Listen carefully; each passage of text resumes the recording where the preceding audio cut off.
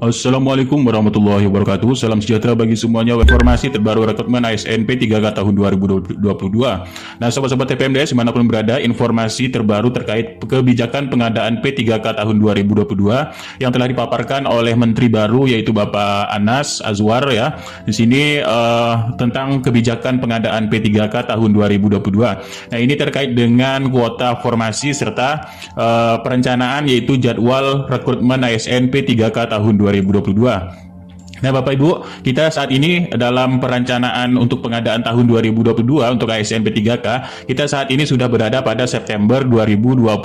For pengadaan ASN tahun 2022 yaitu terkait dengan penyerahan keputusan Menteri tentang penetapan kebutuhan ASN kepada seluruh instansi pemerintah. Nah, nanti ini di akhir September, minggu ketiga dan minggu keempat, ini adalah pembukaan pendaftaran seleksi CSN tahun 2022 untuk rekrutmen ASN P3K baik itu guru, kemudian kesehatan dan non-guru. Nah, Bapak Ibu, berapa sih kuota semua yang telah ditetapkan oleh Menpan RB? Nah, untuk kuota ini kan ada instansi pusat dan ada instansi daerah. Nah, inilah yang telah ditetapkan oleh Menpan RB terkait penetapan kebutuhan ASN tahun 2022 ini. Total formasinya ini mencapai 530.028. Nah, ini Bapak Ibu ya.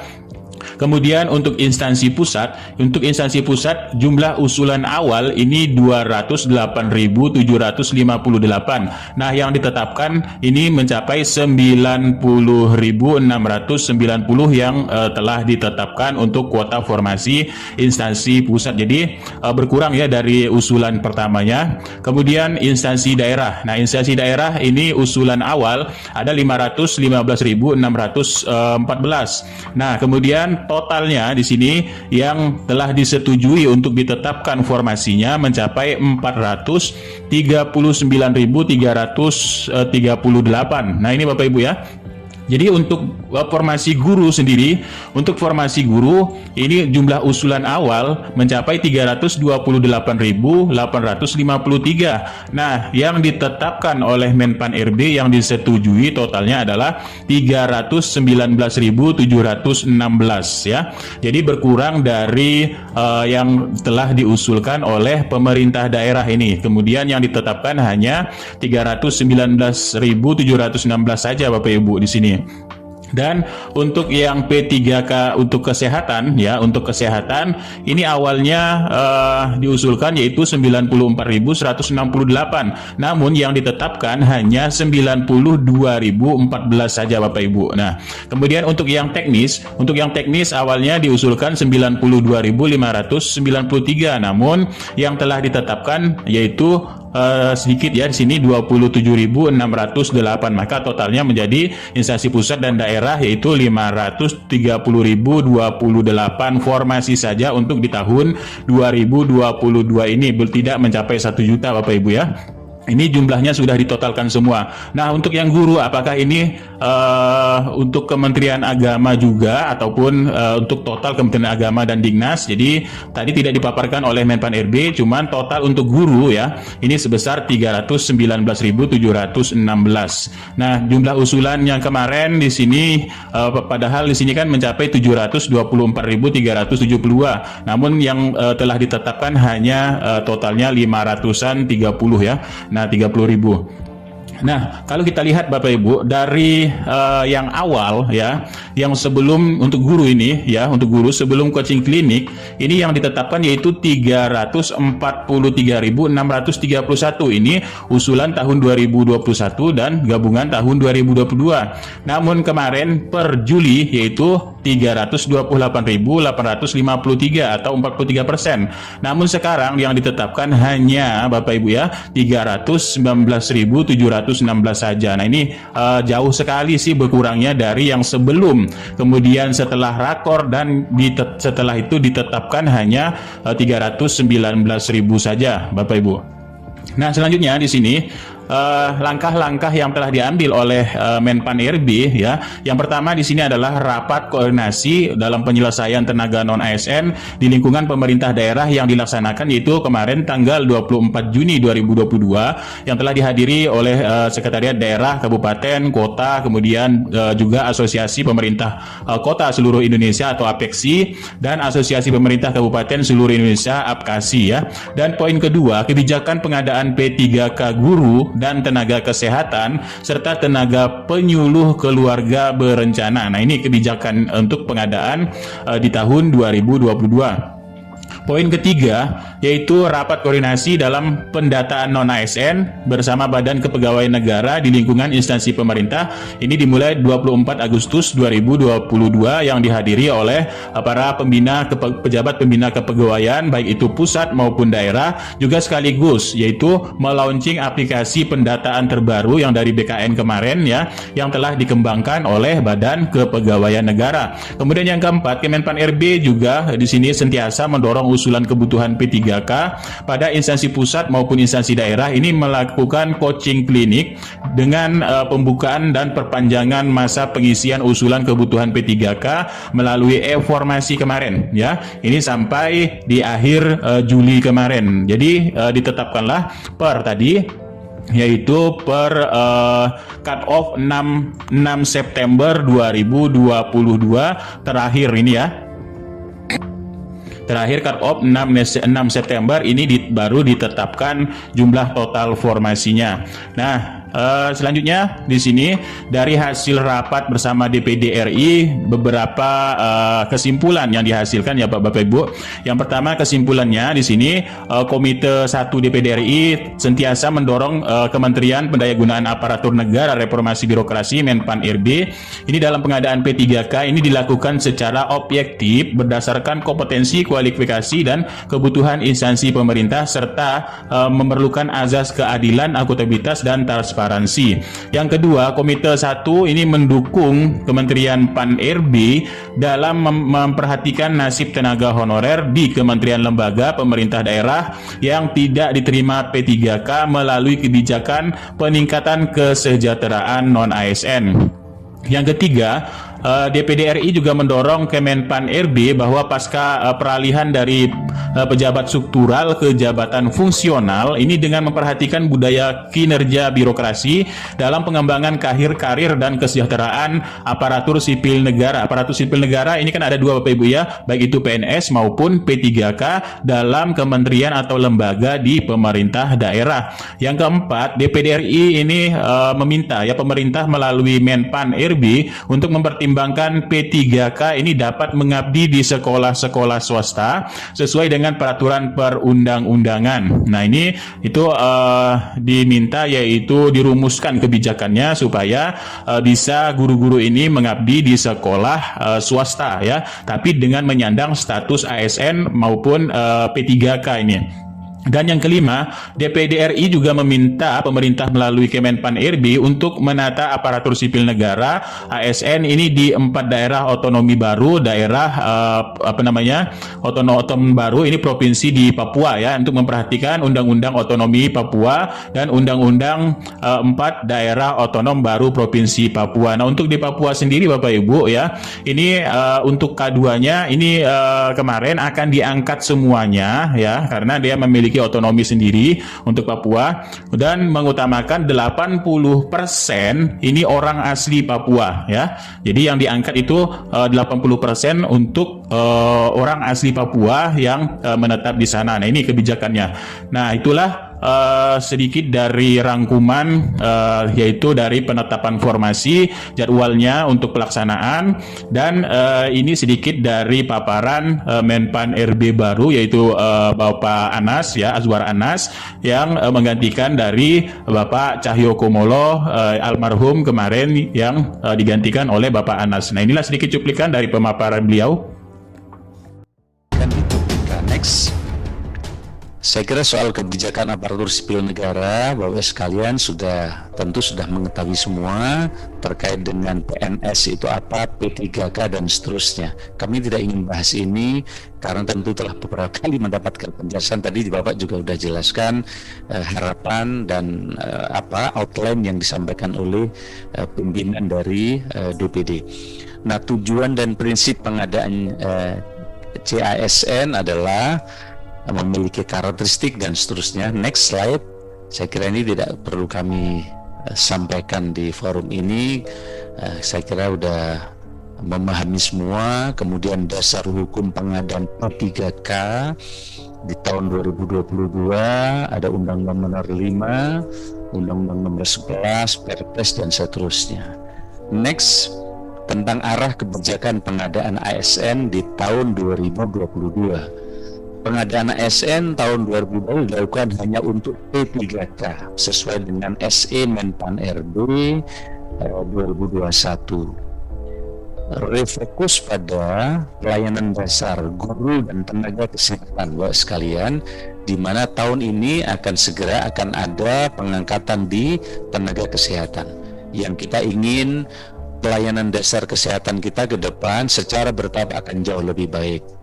Kemudian pandemi COVID dan penyerahan birokrasi, di mana perubahan pola kerja birokrasi melalui teknologi informasi secara masif akan mengubah kebutuhan ASN dari segi jumlah maupun kualitas.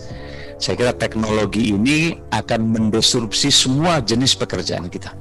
Kalau dulu di awal bulan itu orang antri di ATM, sekarang ratusan ribu ATM ditutup karena orang tidak lagi bertransaksi dengan ATM tapi dengan cashless sehingga terdisrupsi.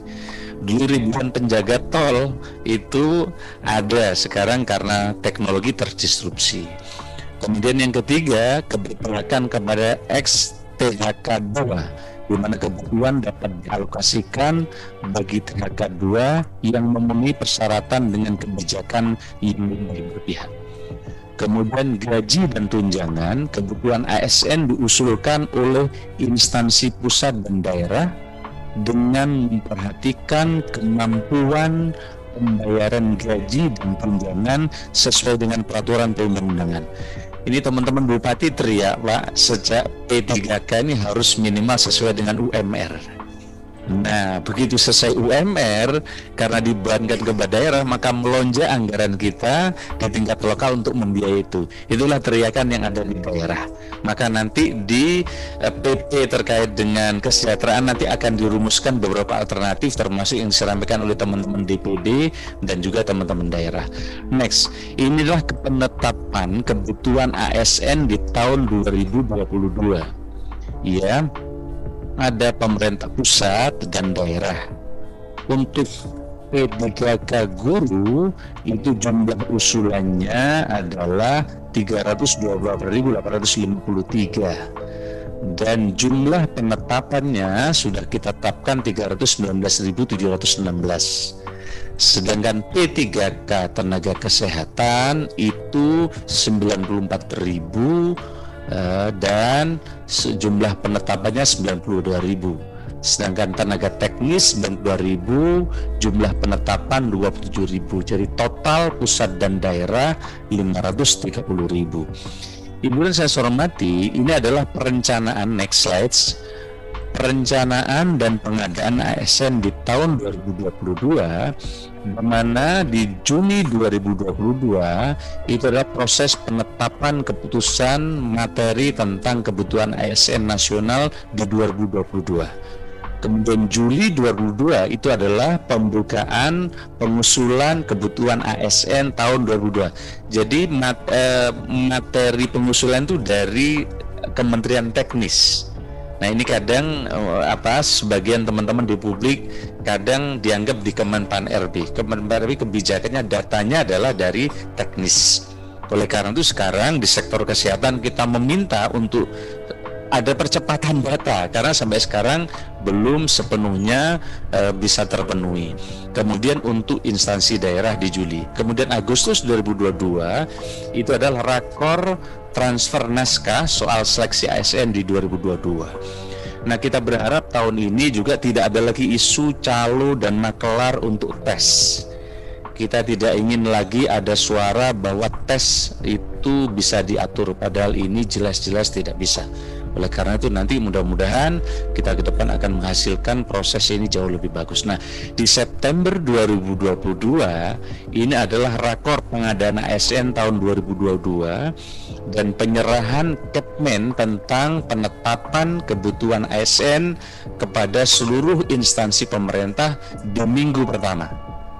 Nah, oleh karena itu maka teman-teman kerja keras ini, dan jadi momentumnya pas ini, DPD hari ini mengadakan rakor tentang ini. Kemudian pembukaan pendaftaran seleksi ASN itu di minggu ketiga sampai minggu keempat. Next slide. Nah, itu penanganan tenaga non ASN yang tadi disampaikan oleh DPD pada kementerian dan lembaga dan pemerintah ini yang agak lumayan bising beberapa kesempatan ini. Ini butuh bersama-sama, saya kira bersama-sama kita jelaskan bersama dan kita mencari solusi bersama yang terbaik untuk birokrasi dan penguatan SDM kita. Next. Selain kami hormati, ini adalah komitmen pemerintah dalam penanganan tenaga honorer.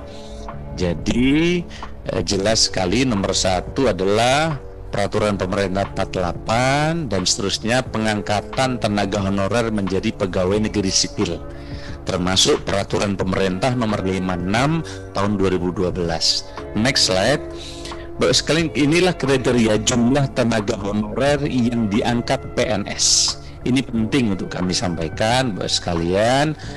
THK 1 dibiayai dari APBN atau APBD dengan kriteria diangkat PYD di instansi pemerintah dan pada tanggal 31 Desember 2005 telah bekerja paling sedikit 1 tahun secara terus-menerus, dan pada 1 Januari 2006 telah berusia paling rendah 19 tahun dan paling tinggi 46 tahun.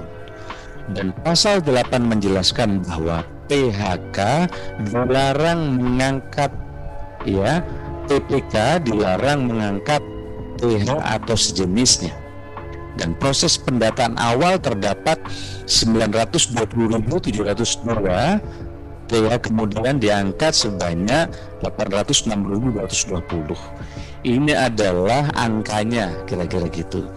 Kemudian ada PP 56 tahun 2012 bahwa THK 2 dibiayai bukan dari APBN atau APBD dengan kriteria yang sama dengan THK yang dikenal sebagai THK 1. Dan pasal 6A ayat 2 menjelaskan bahwa seleksi dilakukan 1 kali atas kesepakatan 3 komisi DPR, yaitu Komisi 2, Komisi 8, dan Komisi 10 pada waktu itu.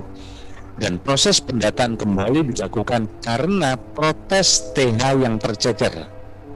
Usulan diajukan oleh P3K terdapat 673.737, di mana dari sini ada 11 kali dari sisa THK 1 yang tidak diangkat, yang mengikuti ujian sebanyak 614.460 TH yang disebut dengan THK 2, kemudian lulus dari ikut ujian itu 209.872.000 THK 2. Ibu saya hormati, ini memang banyak yang memerlukan penjelasan terkait soal ini. Nanti para deputi saya minta menjelaskan jika ada pertanyaan dari Pak Sasot. Nah, kemudian perubahan tata kelola manajemen ASN itu ada beberapa regulasi dari Undang-Undang Nomor 5 Tahun 2014, di mana ASN sebagai profesi wajib memiliki kewajiban mengelola dan mengembangkan dirinya dan wajib mempertanggungjawabkan kinerjanya dan menerapkan prinsip merit dalam pelaksanaan manajemen ASN. Nah, ini harapan kita. Tetapi ternyata di perjalanan ada hal-hal yang kadang memerlukan kearifan dan afirmasi. Nah, kearifan dan afirmasi ini seperti apa? Tentu harapan kami tetap menjaga tujuan agar ASN kita dari waktu-waktu semakin baik. Nah, Berikutnya terkait dengan pendataan tenaga non-ASN, surat Menpan RB sebenarnya sudah ada, di mana mengingatkan kepada kementerian lembaga dan Pemda tentang pemberlakuan PP nomor 49 2018 tentang manajemen P3K, bahwa pada November 2020 tidak boleh ada status tenaga non-ASN. Jadi ini adalah surat Pak Menpan untuk mengingatkan bahwa ada PP 49. Kemudian diminta kepada kementerian lembaga dan Pemda untuk melakukan pemetaan dan langkah-langkah penyelesaian tenaga non-ASN. Nah, surat ini juga mengingatkan untuk menciptakan kejelasan status, karir, dan kesejahteraan tenaga non-ASN yang bekerja di lingkungan instansi pemerintah. Ini surat nomor 203 2022. Kemudian ada surat Menpan RB juga nomor 01 2022 yang menyampaikan bahwa pendataan dimaksudkan untuk melakukan pemetaan dan mengetahui jumlah pegawai non-ASN di lingkungan instansi pemerintah, baik instansi pusat maupun pemerintah daerah, bukan untuk melakukan pengangkatan menjadi ASN. Surat ini yang membuat agak gaduh sedikit, kira-kira betul ya nggih? Nah, surat ini saya kira nanti perlu kita jelaskan bersama terkait dengan surat yang menjelaskan adanya PP nomor 49 2018. Kemudian surat ini juga menyampaikan bahwa pendataan meliputi tenaga honorer kriteria 2 atau PHK 2 yang terdaftar dalam database Badan Kebaikan Negara dan pegawai non-ASN yang telah bekerja pada instansi pemerintah. Inilah sebenarnya surat yang membuat kekhawatiran para bupati dan daerah yang nanti akan kami temui teman-teman ini untuk kita ajak dulu bersama, kira-kira itu. Pasti basicnya ke teman-teman DPD ini menyampaikan banyak hal.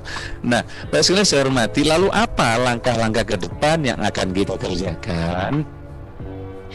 Pertama, ini kita lakukan rapat koordinasi ASN di lingkungan pemerintah daerah yang dilaksanakan pada 24 Juli 2022, dihadiri oleh seluruh sekretaris daerah, provinsi, kabupaten, kota, asosiasi kota, dan juga teman-teman kabupaten se-Indonesia.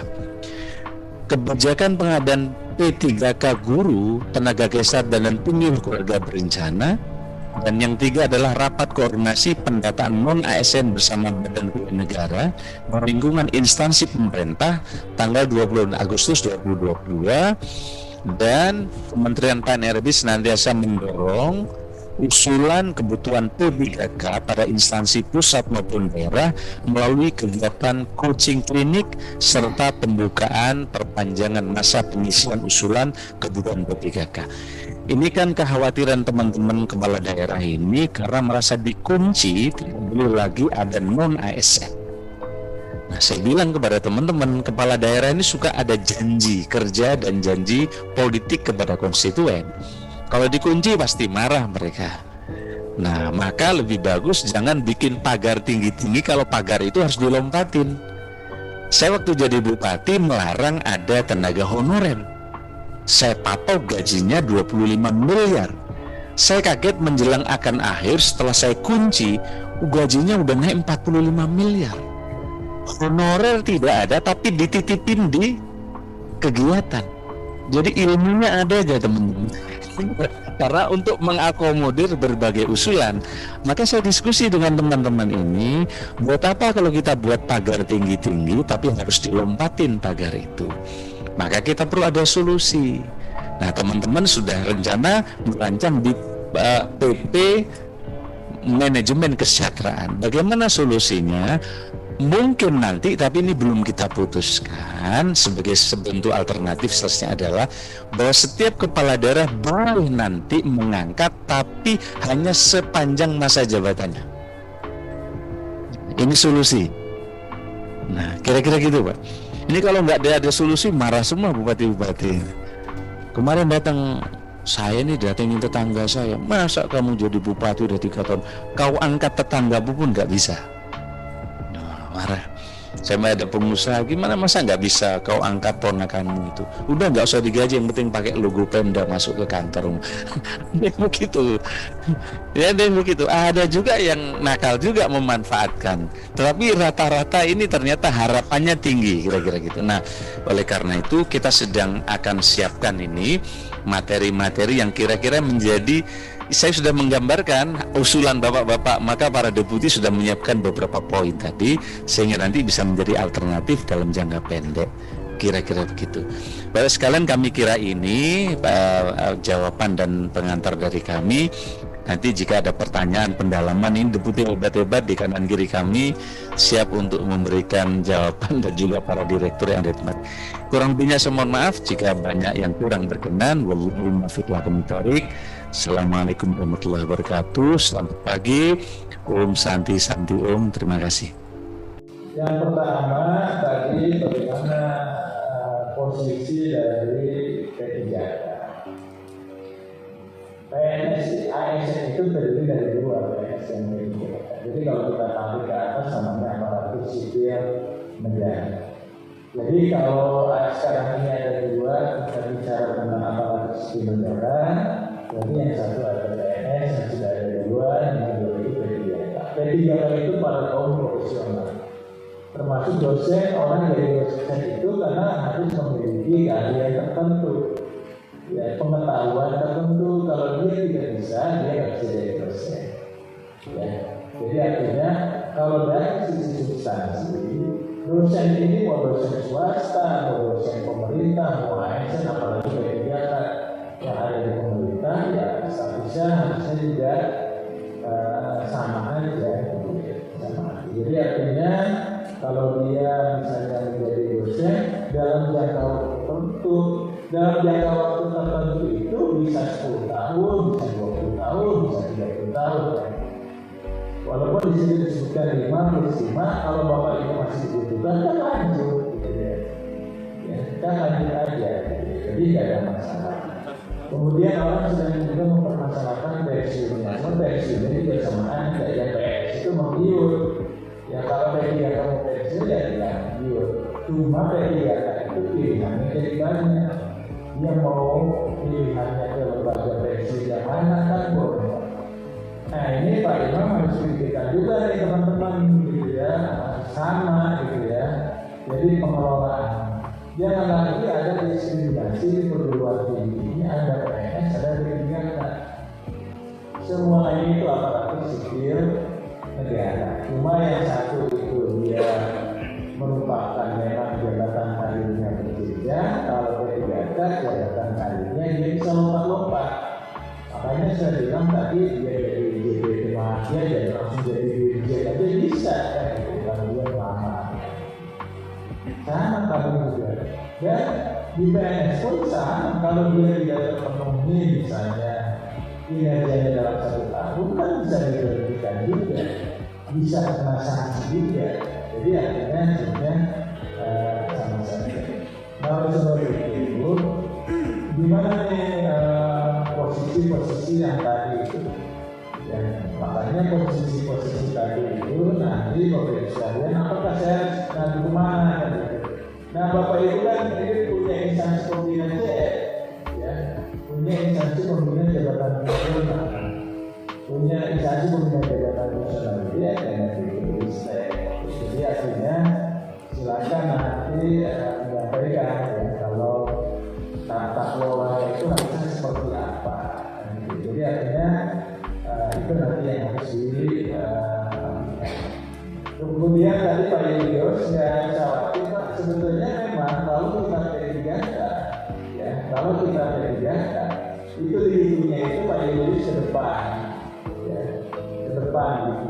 Jadi dari itu belakang. Makanya dia itu NKB itu masa kerja golongan itu dihitung 0 tahun ketika dia masuk ya.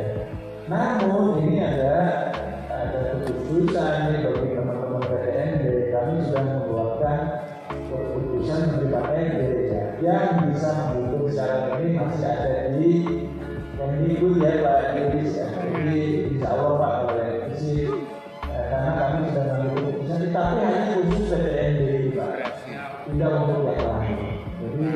sudah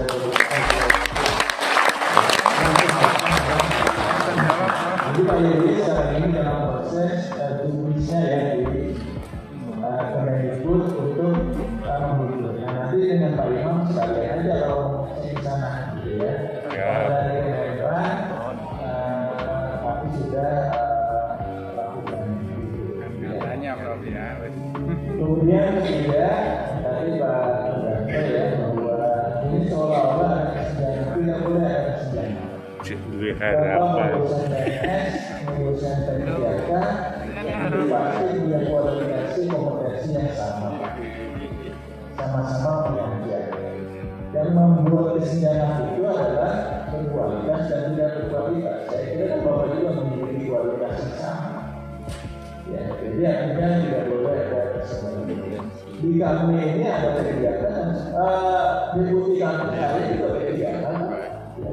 Saya menurut dan saya sudah berpuluh-puluh tahun saya posisinya kegiatan tapi sebagai deputi. Apa bedanya Bapak Ibu sekalian sama-sama asisten ahli, sama-sama misalnya direktur atau kepala dan sebagainya ya kan sama saya. Jadi budaya itu yang tidak boleh dibangun.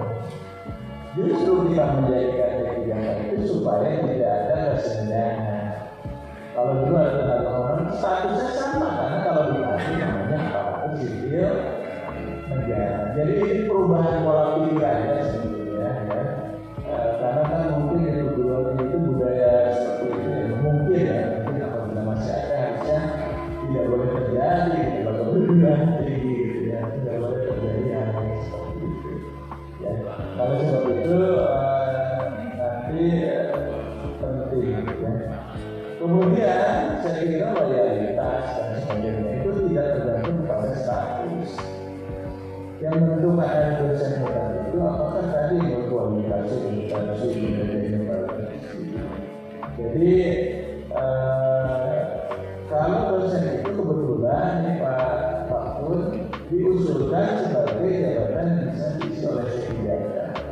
Kami bilang misalnya yang di luar ini, yang di luar apa? Yang di luar mereka yang di luar P3K itu tadi di bidang keuangan, di bidang SDM, itu yang tidak boleh diisi oleh P3K. Jadi di dalam regulasinya usulan dari Kemendikbud itu dosen itu termasuk yang bisa diisi oleh P3K.